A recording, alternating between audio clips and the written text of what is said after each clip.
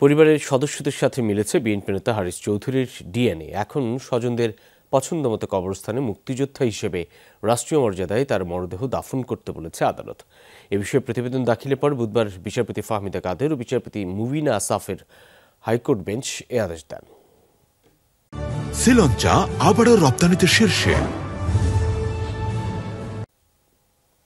দীর্ঘদিন রাজধানীর পান্থপথে মাহমুদুর রহমান পরিচয়ে আত্মগোপনে ছিলেন বিএনপি নেতা হারিস চৌধুরী। সেখানে 2021 সালের 3 সেপ্টেম্বর মারা যান তিনি। পরে মাহমুদুর রহমান পরিচয়েই তাকে সাভারে দাফন করা হয়। তার মৃত্যু ও পরিচয় শনাক্ত নিয়ে শুরু হয় ধূম্রজাল। পরে বিষয়টি উচ্চ আদালত পর্যন্ত গড়ায়। বাবার পরিচয় নিশ্চিত হতে হাইকোর্টে রিট করেন হারিস চৌধুরীর মেয়ে ব্যারিস্টার সামিরা তানজিন চৌধুরী। আদালতের আদেশে পরীক্ষা করে পরিবারের সদস্যদের সাথে মিলেছে হারিস চৌধুরীর ডিএনএ।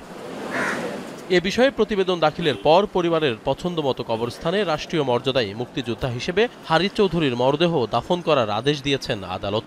বিগত ফ্যাসিস্ট গভর্নমেন্ট, আমার বিশ্বাস তারা এটা করেছে, তারা দেখাতে চাচ্ছিল যে উনি যেহেতু ঢাকাতেই ছিলেন, ঢাকার পান্থপথে একটি বাড়িতে ছিলেন এবং তৎকালীন গোয়েন্দা সংস্থা এবং তৎকালীন প্রশাসনের নাকের ডগার উপর ওনারা ছিলেন, এই ব্যর্থতা গত সরকার নিতে রাজি ছিল না।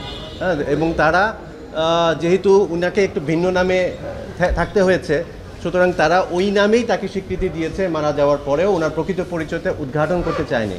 এই আদেশের পর সন্তুষ্টির কথা জানিয়ে দেশবাসীর কাছে দোয়া চেয়েছেন হারিস চৌধুরীর মেয়ে। First, it is ridiculed, and secondly, it goes through violent opposing, and thirdly, it's accepted as being self-evident. আব্বুর ব্যাপারে যে সত্যটা, সেটা এই 3টি স্টেজের মধ্যে দিয়ে গেছে, অগ্নি পরীক্ষার মধ্যে দিয়ে গেছে। আমি শুরু থেকেই বলেছি, আমি দাফন করেছি নিজের হাতে, আমার বুকে আমার বাবা মারা গেছেন এবং সেই সত্যটা বেরিয়ে আসলো। এটা দুঃখজনক যে আমাকে এটার মধ্যে দিয়ে যেতে হলো। বর্তমানে হারিস চৌধুরীর মরদেহ ঢাকা মেডিকেলের মর্গে রয়েছে। সিলেটের কানাইঘাটে তার নিজের তৈরি কবরস্থানে দাফন করতে চায় পরিবার। আশিক মাহমুদ, যমুনা নিউজ, ঢাকা।